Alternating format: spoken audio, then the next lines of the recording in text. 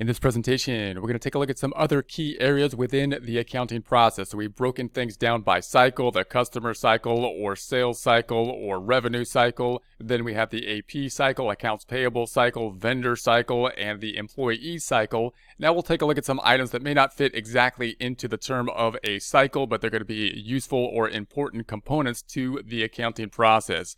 Let's zoom into it with Xero. Here we are on the Xero dashboard for the demo company. Before we jump into anything, I'm going to go over to the QuickBooks desktop version just to look at this flowchart, just to consider what we've done in terms of grouping the flowchart. So we've looked at the vendor sections or the AP section or the payable section. We looked at the customer section or the sales section or the accounts receivable section. We looked at the employee section or the payroll section. Now the other sections over here in the home page are going to be items that I'm going to kind of pick and choose from. And the reason I like to look at it in this format is because the homepage kind of gives us an indication of what QuickBooks here on the desktop version thinks is important, right? So obviously they think that these forms are important. Those are going to be the major forms we're going to use in a picture of how we will be using them. Then we have over to the right, they're going to say, hey, here's some other stuff that we really think is important enough that we're going to put it here on the home page. So the first is going to be the chart of accounts. So we got the chart of accounts. That's going to be important. That's going to be one of the primary things we're going to have to set up when we first start a company. We're going to set up the chart of accounts. Now, a lot of times people don't have a good idea of the chart of accounts because they've never really set one up. In other words, they've never really had to kind of start from scratch. If you go work at an organization, what's going to happen is you're going to jump into the chart of accounts that's already there. And unless you're involved in just completely reformatting the chart of accounts, you've never really set them up. And hopefully, if you're in a good company, you can rely on the chart of accounts from the prior time period and do kind of the same stuff going forward. To really understand the chart of accounts, it's nice, it's useful, it's helpful to practice making kind of a mock company or a real company from scratch, so you can kind of look at the accounts that will be affected as you start the organization. So to find that, and then obviously if you add any new accounts, they got to be added to the chart of accounts. So if we go to the accounting drop down and we scroll down, we're looking for the chart of accounts. So we're looking for this chart of accounts. And I like how Xero's kind of broken this chart of accounts up here, because usually you only see all the accounts, right, listed in one chart of accounts. But they kind of broke it up in these tabs here, so you can, if you just want to look at the assets and say, hey, just give me the assets, we're just going to go over here and you can actually, just go to the assets, just go to the liabilities and equity. So they've broken out the account types in this section, and I think that's kind of neat. So usually you're going to have the total accounts here, and the major thing you want to understand are the account types. Setting up each account, when you make each account, you got to consider, is it an asset type of account? Is it a liability type account, an equity type account, expense, revenue type of account? And if it's a bank account, then it's going to be an even more kind of special account that you're going to put up here in the banking section. Now, if you take a look at the full chart of accounts here, it's going to be sorted. Note it's sorted by code first over here. That's going to be like account number. It's basically sorted by account number. If you don't understand account numbers, we may take a look at more account numbers in a bit. But you want to make sure if you're using account numbers to put them in there properly, because if you don't understand account numbers, you can totally mess up the account numbers. So just, we'll touch on that later, but just note that the account number should kind of line up to the account type. So it's also typically in order by account type. So note, really you kind of think about it as it should be in order basically by account type, and then the account number should line up to the account type kind of system. So all the bank accounts should be in order. The account number should line up in order by the account type, 3 bank accounts. And then the next account should be the current assets, asset accounts. And then, so for example, this accounts receivable account should not have an account number that's going to be, lower than the bank account number, because that would put it out of order. By number, it would be up here, but by type, it would be out of order, and that wouldn't make sense. That would be an account number that's messed up. Also note that you don't really want account numbers that are right next to each other like this most of the time. You want to give some space in case you have another account that you want to put in the middle in the future as you grow, and you can't do it if you put like 90 and 91, right next to each other. So you kind of want to space out the accounts. You also might want to indicate what account type it is by account number. So just a couple things in the account numbers. So then we've got the current assets and then the inventory. So we have an inventory. Inventory is kind of special. It's still an asset note, but it's kind of a special asset because we got to track possibly the inventory types in it, or the type of inventory, the items. And then we have the fixed assets, again, still assets, but now this is property, plant, and equipment. Again, kind of special because you have to have accumulated depreciation related to it. Then you're going to have the current liabilities, including accounts payable, accruals, and so on. So now it goes to the liabilities. And then we're going to have, after all, a lot of liabilities. Then we have the non-current liabilities. These are going to be things over a year that are going to be due over a year. Then the equity section. So the equity section, owner's equity, contributions, draws, retained earnings if it's a corporation, common stock if it's a corporation. Then we're on the income statement, revenue accounts, direct cost, cost of goods sold account, and then expenses. All the rest are expenses. And so expenses is usually going to be the most accounts that you have.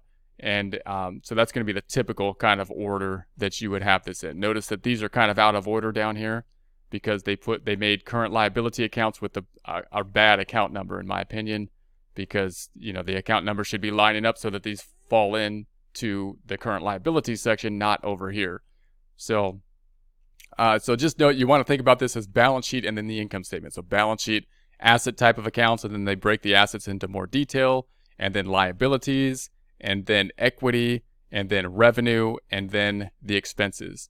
So as you create any new account, if it's a continuing account, if you already have a chart of accounts, you want to consider whether or not the account is already in use, that you have one that will work.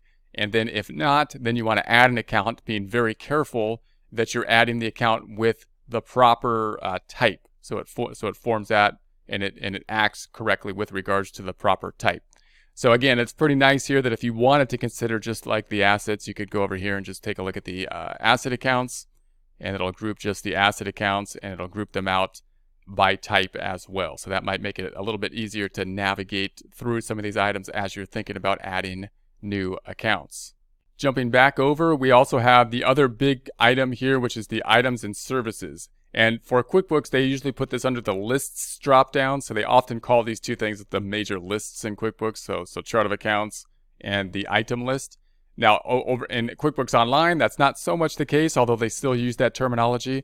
You don't have that terminology here in Xero. So if you're pulling over from QuickBooks over here, you hear lists, these are common big lists, then it might not, you still might hear that terminology, right? It's just going to stick for a while, but you're going to say that now we're looking into the business items. In the business items, the other one is the product and services. So when we thought about the invoice and when we thought about purchasing inventory, we talked about these product and service items. These are the things that we were purchasing. We're purchasing the white golf balls, and then we're selling the white golf balls. If we were doing billing, if we were doing accounting or something like that, and we're doing tax preparation, and we're saying, hey, this is a 1040 preparation or something like that, that might be a service item that we would have to set up here, or we could set up here, and it would help us then to generate or create the invoices. So these are going to be really important for us to set up, really a component that many people don't get involved in setting up again. If you just go work for somebody and you're creating the invoices for an established business, then you're just doing that data input on the invoice, and all these things are populating for you automatically until you really have to go back in here and add new items or change the items.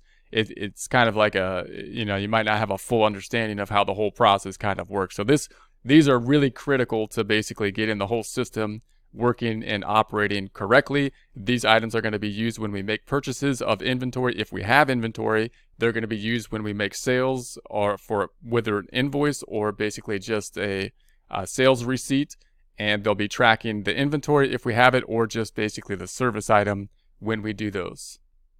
Jumping back over to QuickBooks, note that we have the record deposit over here. Now we've looked at money going in and recording basically a deposit, but typically we think about the deposit happening in the process of the customer cycle, and hopefully that's usually the case, right? Because usually the deposits are coming from customers. But there's a couple times that it might not be, and you'll note that that's indicated here by the flow chart, right? It's going over here. It's kind of in the customers are related to it, but it's in the banking section. And that's because we could have deposits that are other than from customers, such as deposits from the bank. Possibly we took a loan out or something like that, or we the owner put money into the business checking account, depositing money into the checking account, and that would be another format that we would have a deposit. So deposits are gonna be another form that we may use in conjunction with the customer cycle, or we might have some other time of need to put the deposit into the system. Reconciliations are going to be really important. We'll talk more about the reconciliation process later. But the bank reconciliation is basically taking our books and reconciling them to what's in the bank. It's going to be one of the a big internal control, because it's a big internal. The first internal control is just being in balance. Debits equaling the credits, having our assets equal our liabilities plus equity. The software helps us to do that. The second big internal control is to double check our numbers with what has actually cleared the bank. And because all of these cycles, as you can see, run through the bank, run through cash at some point in time, if we can be confident about our cash number, we're not just confident about cash itself, but about some component, gives us some assurity with each of these cycles. And the other one is the check register, which is a useful tool as well. If we go back over here and take a look at the check register, I'm going to go back to the accounting and go back to the chart of accounts. So back to the accounting, back to the chart of accounts. And then I'm going to go into the all of accounts, and I'm going to look at the major checking accounts. So we've got the checking account here. If I was to select the item over here, the number, it'll kind of drill down. It'll give us basically that detail, which is kind of like the check register. Now, you can't really enter directly into the check register here as you can in QuickBooks, which is something I kind of like to do in QuickBooks sometimes, to jump over to the check register and enter things in a register type of format.